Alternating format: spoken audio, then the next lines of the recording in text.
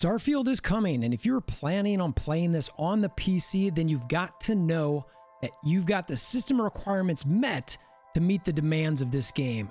In this video, we're going to go over those requirements and help you assure that your computer is going to be able to play this game day one. First, we got to go over what are the system requirements to run this game on PC. Bethesda's laid out the system requirement minimums and recommended. In both situations, you're looking to have an operating system of at least Windows 10. For your processor, the AMD Ryzen 5 3600X is recommended and the 2600X is the minimum. Or if you've got an Intel processor, you're looking at the recommended i5 10600K or the i7 6800K. We'll go over how to check these versus what you've got in your system, just in case you're not sure. The minimum and recommended memory is 16 gigabytes.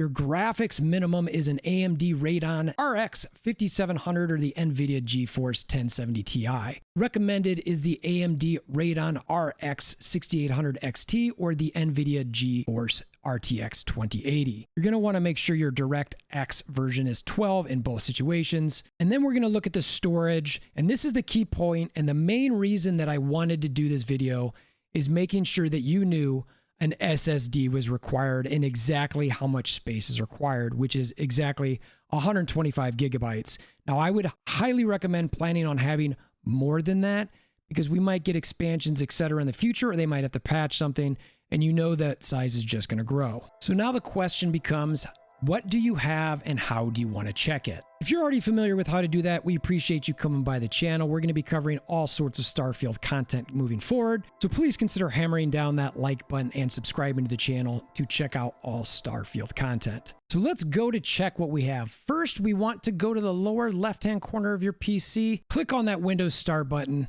and click this gear icon to go to your settings. Once on this screen, you are going to want to find your system here and go ahead and click that. Scroll down to the About section, and here you can see exactly what processor you've got, how much RAM you've got installed, and even your operating system. But we also need to check our graphics card. So once again, go to the bottom left of your screen, click on your Start, type in here Run, and you will see a little Run app. Click that. Once this run pops up, type in exactly what you see on your screen here, DXD, and again, both of those D's are D for dog, IAG, G is in giraffe, and then click OK. Now, if you wanted to skip that first step and do all of these at once, you can do that here. So we're on the System tab, which is this first one. And here you will see, again, your processor. You will see how much memory you have. Note this is in megabytes, not gigabytes. And it will also show your DirectX version. Now, we're wondering about our graphics card, so we're going to click on Display 1, the next tab. And here you can see exactly what type of device you've got for your GPU. Now, you're going to want to make sure you have all of your drivers updated, and if you're unsure how to know if the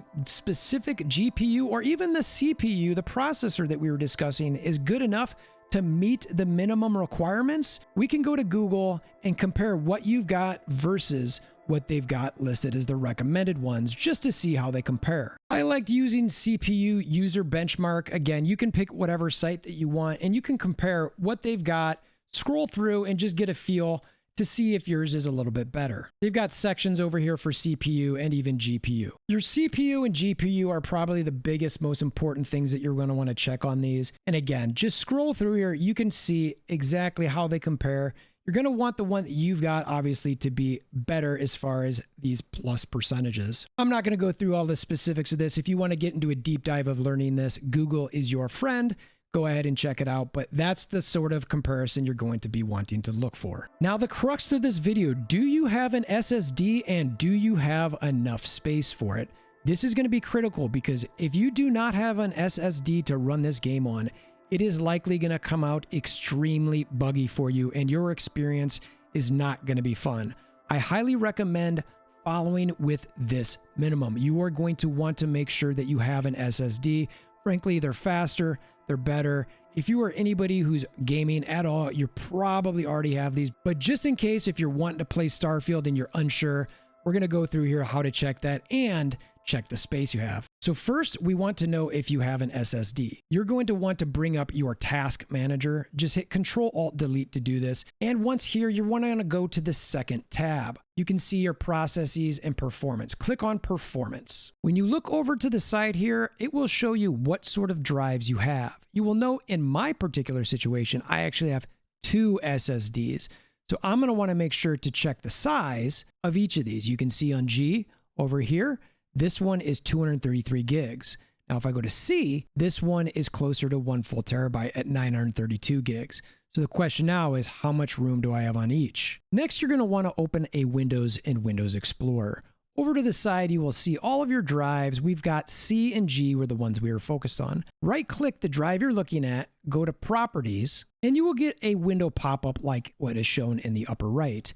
Now, you can see on this particular drive for me, I only have 104 gigs free. And if you recall, we're looking for 125 gigs on our drive. Now, I certainly can go through here and try to clean up and find different ways to take things off, etc. But depending what you have on some of these drives, it might be a lot of critical information and systems that you've got on your computer that need to run. If this is something that you think that you're going to need to clean up, I would highly recommend just going to Google, looking on what you can take off your SSD or how to clean up an SSD drive, and it will lead you down a rabbit hole of doing many, many different things depending what you have on your system. But be careful, you don't want to delete something that you really need. So now let's go back to our C drive. That was the one that was bigger. Right click there, Properties again, and now we have a new pop-up for our local C drive properties. And you'll notice here, I have a lot more free space. I have 584 gigabytes available. So that tells me I am set. I have an SSD that's got plenty of room to be able to play Starfield. We hope you found this video helpful as far as